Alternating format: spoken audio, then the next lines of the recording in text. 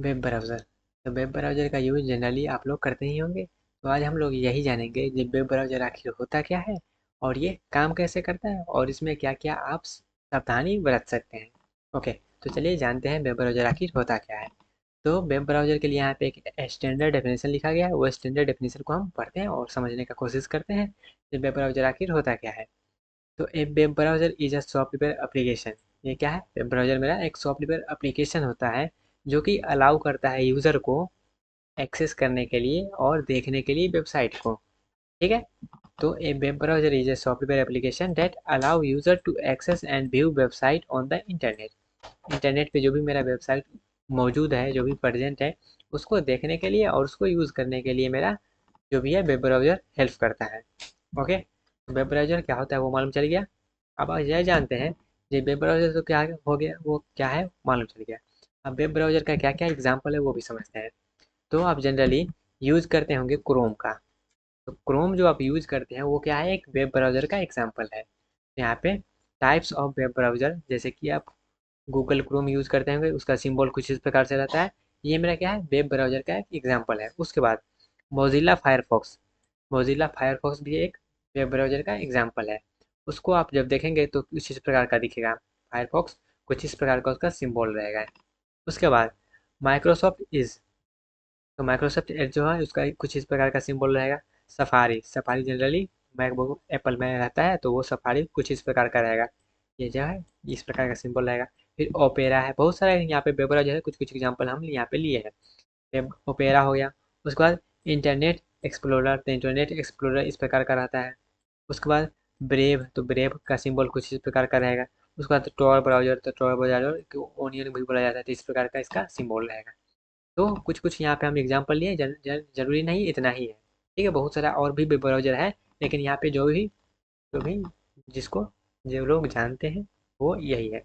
Top जो है top web browser मेरा ये सब रहा। तो मेरा ये समझ में आ गया टाइप्स ऑफ वेब ब्राउज़र, और उसका जो भी सिंबल वगैरह है वो भी हम यहाँ पे देख लिए हैं। ओके, और भी बहुत सारा वेब ब्राउज़र हो सकता है, लेकिन यहाँ पे हम कुछ कुछ एग्जाम्पल लिए हैं बस समझने के लिए। ओके, तो अब आगे बढ़ते हैं और ये जानते हैं ये वेब ब्राउज़र आखिर काम कैसे करता है। How web browser work. तो वेब ब्राउज़र काम कैसे करता है वो समझते हैं। तो वेब ब्राउज़र काम करवाने के लिए क्या करते हैं, सबसे पहले आप सर्च बार में जाकर कोई भी यूआरएल को वहाँ पे इंटर कर देते हैं। द यूजर इंटर यूआरएल और सर्चेस फॉर कंटेंट। जो भी वहाँ पे सर्च बार रहता है उसमें क्या करते हैं, कोई भी लिंक को पेस्ट कर देते हैं या फिर जो भी आपको सर्च करना है उसको आप वहाँ पे लिखते हैं। तो सबसे पहले वेब ब्राउज़र को काम करवाने के लिए क्या करते हैं, सबसे पहले यूजर इंटर यूआरएल और सर्चेस फॉर कंटेंट।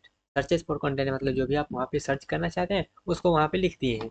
ओके, पहला स्टेप हो गया, वहाँ पे लिख दिया। दूसरा, browser send request to DNS resolver, domain name server. अब वहाँ पे आप जो भी लिखे हैं, जैसे आप क्रोम वहाँ पे जाके जो भी वेब ब्राउजर है उसमें जाके आप लिखे हैं क्या, google.com। ठीक है, वहाँ पे या फिर जाके वहाँ पे सिर्फ गूगल लिखे हैं, तो वो वेब ब्राउजर वहाँ पे सिर्फ गूगल लिखे हैं। तो वहाँ पे नाम से वहाँ पे नहीं, वहाँ पे डोमेन नेम सर्वर से वहाँ पे उसको खोजा जाता है। ठीक है, तो अब वेब ब्राउज़र का काम क्या है, वेब ब्राउज़र एक रिक्वेस्ट सेंड करेगा किसके लिए, डोमेन नेम सर्वर के लिए।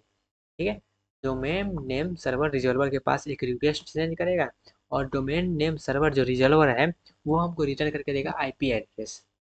जो भी वहाँ पे आप सर्च कर रहे हैं, जो भी वेबसाइट वहाँ पे आप सर्च कर रहे हैं उसका आईपी एड्रेस हमको रिटर्न करके देगा। कौन करके देगा, डोमेन नेम सर्वर। सबसे पहले हम वहाँ पे सर्च बार में जाके कोई भी चीज़ इंटर किए। अब इंटर किए हैं तो वो क्या होगा, डोमेन नेम सर्वर के पास जाएगा और उस चीज़ का आईपी एड्रेस हमको रिटर्न होगा। उस चीज़ का आईपी एड्रेस उसको रिटर्न करके देगा, किसको, वेब ब्राउज़र को रिटर्न करके देगा। उसके बाद अब वहाँ पे आईपी एड्रेस हमको मिल गया। ठीक है, हमको मतलब वेब ब्राउज़र को आईपी एड्रेस मिल गया। तो web browser established connection with web server. अब जब आईपी एड्रेस मिल गया तो वो आईपी एड्रेस मिल गया, एक प्रकार का एड्रेस मिल गया, जो भी हम सर्च करना चाहते हैं उसके वेबसाइट का को एड्रेस मिल गया। और जब एड्रेस मिल गया तब आप क्या करेगा, वेब ब्राउज़र हमारे बीच और वो जो वेब सर्वर था जिसको हम सर्च कर रहे हैं तो उसके बीच कनेक्शन को एस्टेब्लिश करेगा। ठीक है, चौथा स्टेप क्या है, web browser establish connection with web server. जो भी वेबसाइट का सर्वर जहाँ पर भी हम खोजना चाहते थे उसके सर्वर के साथ एस्टेब्लिश करेगा कनेक्शन को। उसके बाद कनेक्शन एस्टेब्लिश हो जाने के बाद वेब सर्वर्स जो है जहाँ पर भी उस वेबसाइट का जो भी सर्वर है वो हमको HTML CSS और जावास्क्रिप्ट जो भी उसमें वेबसाइट में बना हुआ है जैसे कि HTML, CSS और जावा जनरली हम वेबसाइट बनाने के लिए यूज़ करते हैं। तो उसका जो भी कंटेंट होगा वो क्या करेगा, पैकेट के रूप में वहाँ पे हमको सेंड करेगा। हमको मतलब उस जो भी है वेब ब्राउज़र के पास उसको सेंड करेगा। ओके, तो web server send HTML, CSS and JavaScript file. उसके बाद ब्राउज़र रीसेंडर वेब पेज, अब उसके बाद क्या करेगा, वेब पेज को वहाँ पे सेंड करेगा। उसके बाद user interact with web page. तो इस तरह से हमारा वेबसाइट, जो भी हम वेबसाइट ओपन करते होंगे, ब्राउज़र मेरा इस प्रकार से काम करता है। तो ब्राउज़र कैसे काम करता है वहाँ पे हम एक बार समरी बताते हैं। सबसे पहले हम URL इंटर करते हैं, सर्च बार में जाके URL इंटर करते हैं, या फिर जो भी हमको सर्च करना है उसका कंटेंट वहाँ पे इंटर करते हैं।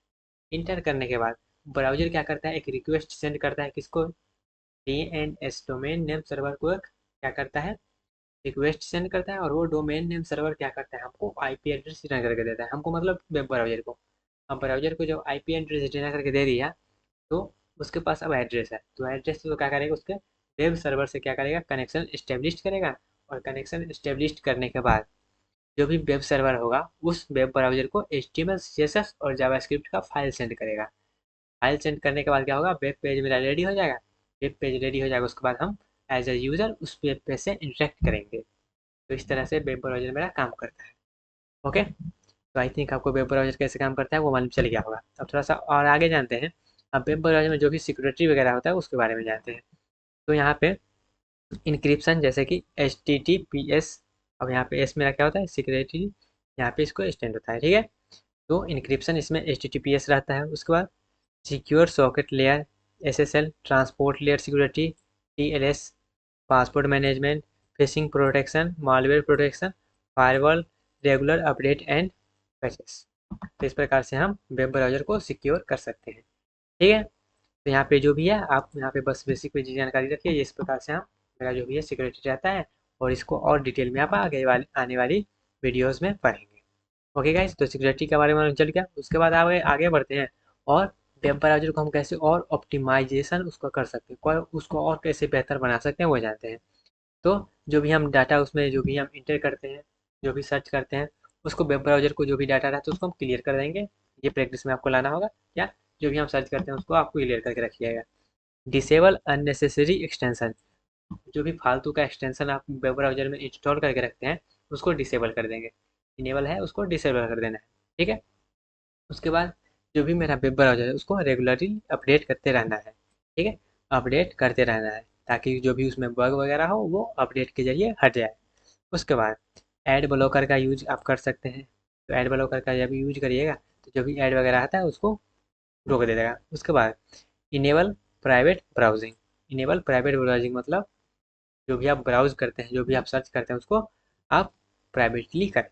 उसके बाद use browser catch, browser catch क्या होता है, अब कैच एक मेरा मेमोरी का पार्ट होता है, वो सब अब आगे की बात है। ऐसे समझिए जो भी हम सर्च करते हैं वो क्या होता है, तुरंत जो भी आप जैसे कि कुछ सर्च करके पहले से रखे हुए हैं वो क्या होता है, तुरंत सर्च, जब उसको दोबारा सर्च करिएगा तो वो तुरंत सर्च हो जाएगा। लेकिन वहीं पे आप जब नया चीज़ फिर से सर्च करिएगा तो थोड़ा सा वो टाइम लेता है। तो क्या होता है, यूज ब्राउज़र कैची का यूज करके वो जल्दी सर्च कर लेता है। उसके बाद ऑप्टिमाइज ब्राउज़र सेटिंग, जो भी ब्राउज़र का सेटिंग होगा उसको ऑप्टिमाइज करिएगा। तो इस तरह से हम वेब ब्राउज़र को और भी ऑप्टिमाइजेशन कर सकते हैं और भी बेहतर बना सकते हैं। ओके, ये सब हो गया। उसके बाद और जानते हैं जो पॉपुलर वेब ब्राउज़र का जो भी एक्सटेंशन होता है वो क्या क्या होता है। तो पॉपुलर वेब ब्राउज़र एक्सटेंशन जो होता है वो ad blocker, u blocker, origin, last pass, Google translate, grammar pocket, infonox. तो इस प्रकार से मेरा क्या होता है, पॉपुलर एक्सटेंशन होता है वेब ब्राउज़र का। ओके गाइस, यहाँ पे हम क्या क्या डिस्कस किए हैं वेब ब्राउज़र के बारे में। तो सबसे पहले हम ये जाने ये वेब ब्राउज़र होता क्या है, और वेब ब्राउज़र के जो भी टाइप वगैरह है उसके बारे में हम जानेंगे। ओके, उसके बाद वेब ब्राउज़र कैसे काम करता है वो जाने। उसके बाद वेब ब्राउज़र में जो भी सिक्योरिटी वगैरह होता है उसके बारे में जाने। उसके बाद वेब ब्राउज़र को कैसे हम और ऑप्टिमाइजेशन कर सकते हैं और कैसे बेहतर बना सकते हैं वो जाने। उसके बाद वेब ब्राउज़र में जो भी पॉपुलर एक्सटेंशन होता है उसके बारे में हम जाने। तो आई थिंक इतना जो हमें हम वेब ब्राउज़र के बारे में जाने हैं आपको अच्छे से समझ में आ गया होगा। लेकिन फिर भी इसके रिलेटेड कोई भी आपको डाउट है तो आप कमेंट बॉक्स में पूछ सकते हैं। Okay guys,